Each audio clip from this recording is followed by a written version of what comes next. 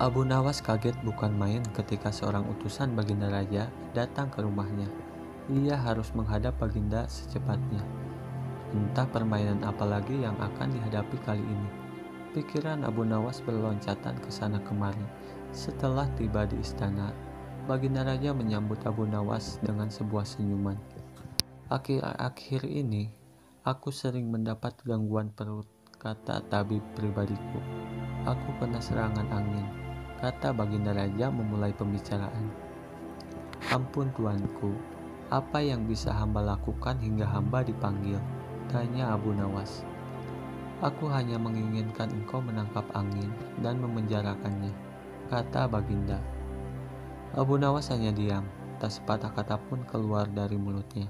Ia tidak memikirkan bagaimana cara menangkap angin itu, tetapi ia bingung bagaimana cara membuktikan bahwa yang ditangkap itu memang benar-benar angin, karena tidak bisa dilihat. Tidak ada benda yang lebih aneh dari angin. Tidak seperti halnya air, walaupun tidak berwarna, tetapi masih bisa dilihat, sedangkan angin tidak. Baginda hanya memberi Abu Nawas waktu tidak lebih dari 3 hari. Abu Nawas pulang membawa pekerjaan rumah dari Baginda Raja. Namun, Abu Nawas tidak begitu sedih, karena berpikir sudah merupakan bagian dari hidupnya, bahkan merupakan suatu kebutuhan.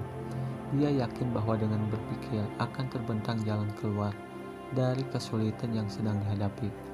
Dan dengan berpikir pula, ia yakin bisa menyumbangkan sesuatu kepada orang lain yang membutuhkan, terutama orang-orang miskin. Karena tidak jarang Abu Nawas menggondol sepundi penuh uang emas hadiah dari Baginda Raja atas kecerdikannya. Tetapi sudah 2 hari ini Abu Nawas belum juga mendapatkan akal untuk menangkap angin, apalagi memenjarakannya. Sedangkan besok adalah hari terakhir yang telah ditetapkan Baginda Raja. Abu Nawas hampir putus asa. Abu Nawas benar-benar tidak bisa tidur, walau hanya sekejap. Mungkin sudah takdir kali ini Abu Nawas harus menjalani hukuman karena gagal melaksanakan perintah Baginda. Ia berjalan gontai menuju istana. Di sela-sela kepasrahannya kepada takdir, ia ingat sesuatu, yaitu Aladin dan lampu wasiatnya. Bukankah jin itu tidak terlihat? Abu Nawas bertanya kepada diri sendiri. Ia berjingkrak girang dan segera berlari pulang. Sesampainya di rumah, ia secepat mungkin menyiapkan segala sesuatunya, kemudian menuju istana. Di pintu gerbang istana, Abu Nawas langsung dipersilahkan masuk oleh para pengawal karena Baginda sedang menunggu kehadirannya. Dengan tidak sabar, Baginda langsung bertanya kepada Abu Nawas. Sudahkah engkau berhasil memenjarakan angin? Hai Abu Nawas, tanya Baginda Raja. Sudah Paduka yang mulia, jawab Abu Nawas dengan muka berseri-seri sambil mengeluarkan botol yang sudah disumbat. Kemudian Abu Nawas menyerahkan botol itu. Baginda menimbang-nimbang botol itu. Mana angin itu, hai Abu Nawas, tanya Baginda. Di dalam tuanku yang mulia, jawab Abu Nawas penuh takjub. Aku tak melihat apa-apa, kata Baginda Raja.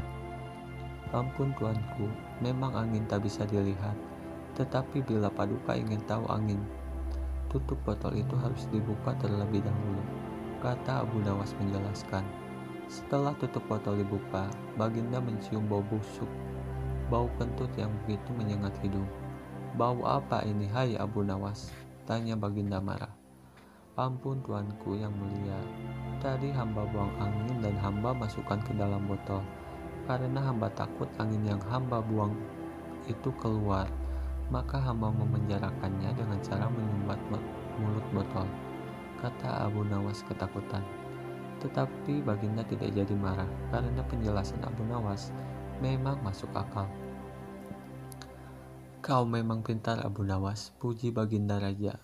Tapi jangan keburu tertawa dulu. Dengar dulu apa kata Abu Nawas. Baginda, kata Abu Nawas selanjutnya.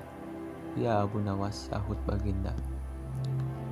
Hamba sebenarnya cukup pusing memikirkan cara melaksanakan tugas memenjarakan angin ini, kata Abu Nawas mulai melancarkan aksinya. Lalu apa maksudmu, Abu Nawas? Tanya Baginda Raja. Hamba minta ganti rugi. kata Abu Nawas lagi. Kau hendak memeras seorang raja? Hardik Baginda Raja. Oh, bukan begitu Baginda, kata Abu Nawas mulai cemas. Lalu apa maumu? Tanya Baginda. Baginda harus memberi saya hadiah berupa uang sekedar untuk bisa belanja dalam 1 bulan, pinta Abu Nawas memelas. Kalau tidak, tantang Baginda. Kalau tidak, hamba akan menceritakan kepada khalayak ramai bahwa Baginda telah dengan sengaja mencium kentut hamba, kata Abu Nawas. Hah? Baginda kaget dan jengkel, tapi kemudian tertawa terbahak-bahak.